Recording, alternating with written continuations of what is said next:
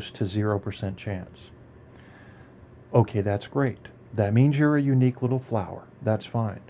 But what does being unique have to do with what she's trying to imply, which is, how could you dare arrive on this planet with such a low chance of ever having arrived and then not take action when it's time to take action? Because if chances of being born are what should dictate motivations and aspirations in our species and others, then we've got a lot of people and animals on this planet that should go ahead and kill themselves. In other words, I'm telling you it's okay to just be. I'm telling you it's okay to look at the lion and the gazelle and the zebra and the monkey and the alligator. They don't have fucking guilt complexes. They know they're here. If they're self-aware, they may not, some aren't. What they know is they need food, water, shelter, sex. And in the case of alligators, they do need an occasional Italian that's shot up. It'll pass. So, what's wrong with just being? Why can't you just exist? Try it for one day. Just exist and say, this is enough. I don't have to accomplish anything. Who says I have to accomplish something? You know, that's man-made pressure put on man by man. It doesn't matter how rare the chance was that you showed up here, any more than it matters how rare the chance was that Earth would have formed in the first place. It did. But it's not going to do anything special. It's going to do what it does. And you're going to do what you do. Wait. Okay, this is the last part. Sorry. So one more thing that you can use. I call it the 5-second rule. Your mind can process a facial expression in 33 milliseconds. It can move pretty damn quick.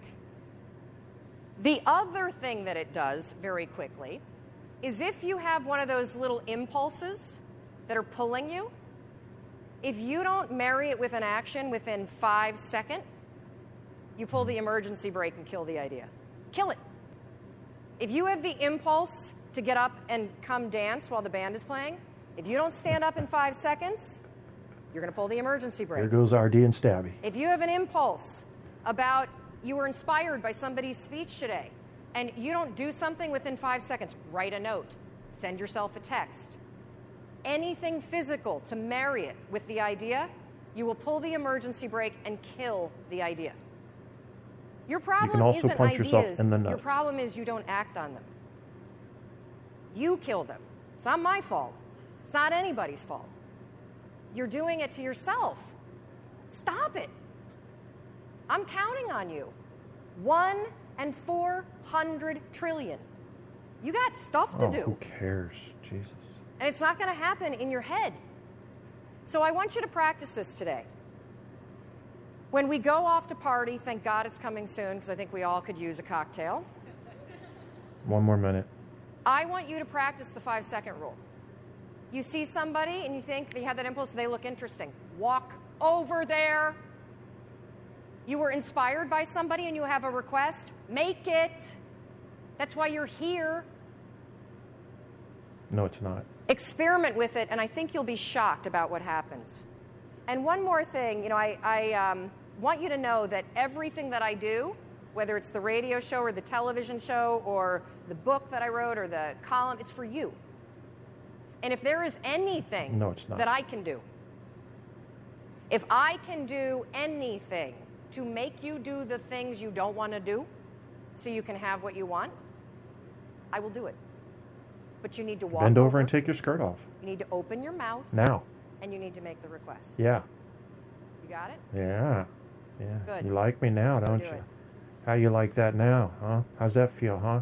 Yeah. We're playing tic-tac-toe in this bitch tonight to the theme of Ghostbusters and shit. So here's the problem with some of the stuff she said. First of all, as you will, I'm being real with you guys. If I do fucking nothing else, I try to be honest and real. Maybe that's my only 2 fucking things I've got, but that's enough for me. I'm satisfied with that. She's trying to trick you like so many motivational speakers do.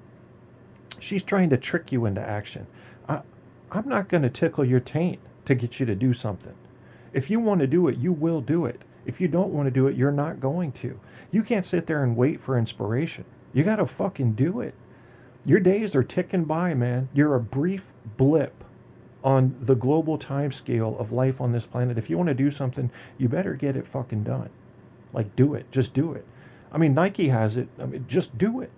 Okay, so what she's trying to do is trick you into thinking you're very, very unique, and because your chances were so low of ever arriving here, you can't possibly waste a moment being here. Go tell that to a dandelion. What's the dandelion doing? Chilling up in the bitch, waiting for some sunshine, pollination, and this and that. Gonna get eaten by a cow, maybe. But it ain't doing nothing. Ain't no dandelion managing a multi-million-dollar multinational corporation, is it? But it's not feeling guilty either. See, we do this shit to ourselves, so I'm not going to try to trick you into action. But I will tell you that if all you do is procrastinate on these big things you say you're going to do, you're never going to do them. So stop feeling guilty. Man, I keep saying I'm going to write a book, but I haven't written the first paragraph yet. Just tell yourself I'm not going to write the book. I'll wait till the inspiration really hits me, then I'll tell people I'm writing a book. I'll wait until I'm in the plane, then I'll tweet that I'm going skydiving. Don't let people trick you into motivation, but at the same time realize the ridiculousness of the thought that you need to be tricked into motivating yourself to do something. You've got an inner voice. It's the same inner voice that tells you to move when there's a truck flying toward you. It's the same inner voice that tells you to hit on the girl or the guy when you're attracted to him, and it's all relative, if you're single, and it's all good. That inner voice is you. On the inside, the silent voice, it's talking to you. Sometimes you got to tell that voice what to tell you. And it will. You just do it. And, I'll be the first one to say, just because you try something big doesn't mean you're going to succeed. I've probably failed 10 times to 1 in just about any endeavor I've tried. I don't care. I mean, yeah, that's the normal thing, too. I mean, that's what you hear. That's pretty regular. There was a guy I was listening to earlier that was talking about practice. The reason these pros get good at what they do is ridiculous levels of practice, 18-hour days sometimes of repetition to get their shit just perfect. Now, this lady was a talented speaker to me. She seems like a radio host. I could have told you that without her even saying it. You can just tell in the way she delivered her message. She had virtually zero uhs, ums, and you knows, which I loved. And she brought a certain type of flair to her message, and I liked that. But it wasn't, she's trying to trick you, just like a lot of these self-help people will do, and including authors of the books. They want to trick you. And what is that doing, really? It's almost like taking antibiotics when you don't need them. You're getting these little pep motivations, and if you don't act on them, they become the norm.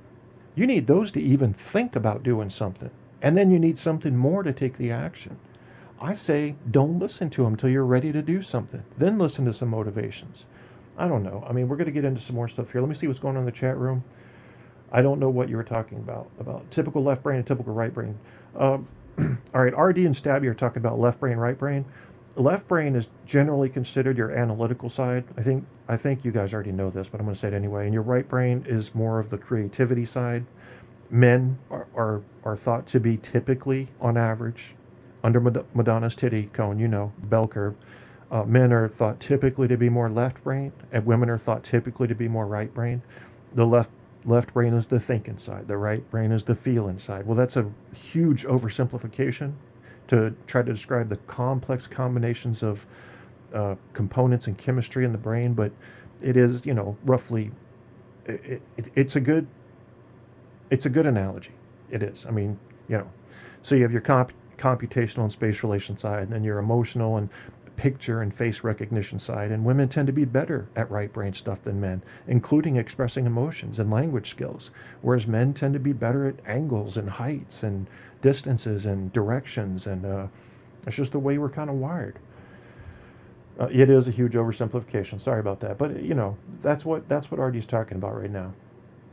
Now, when you get into motivation, talking yourself into doing something, I think you're getting more into right brain stuff there, RD. That's emotional. You're trying to emotionally spur yourself into action. I don't think that's really analytical. You may be in an analytical mode to find out what's wrong with you and what's wrong with your motivation if you're doing it with a clear head and thinking reasonably.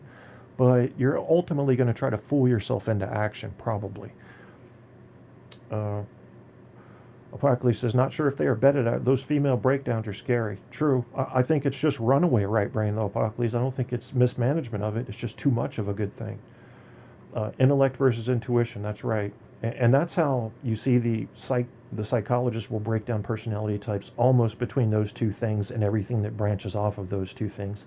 Intellect and intuition, they can be used together, but they can also operate independently. And if you had to pick one, I don't know if you guys have taken personality tests before. Are you a math kind of guy? Always about the spatial relations, the angles, the heights, the lengths, the ranges, always about thinking in terms of Lego blocks? Or the other? I mean, can you talk to people about how you're feeling? I mean, that's the ultimate test to see if you can even access your right brain for creativity or anything else. Can you explain in detail and accurately how you're feeling about a given thing at a given moment? That's right brain stuff there. The inner brain and the outer brain.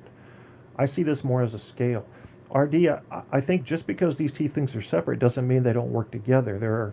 You can combine any two networks as long as they speak the same language, and they do. And, so they just operate under different principles foundationally. In other words, if I were to sever your brain, I could sever your corpus callosum, sever it right down the middle, which has been done before. It's frontal lobotomy. And then you don't have the left brain talking to the right brain. But what they know now, that they've also figured out it's not 100 billion neurons either. It's about 80 billion neurons in the brain. What they figured out now is that when this happens, if you have a severed brain, corpus callosum, the center part that connects the two hemispheres, they will start to build their own structures to try to reconnect with each other. So it's really interesting what the brain does.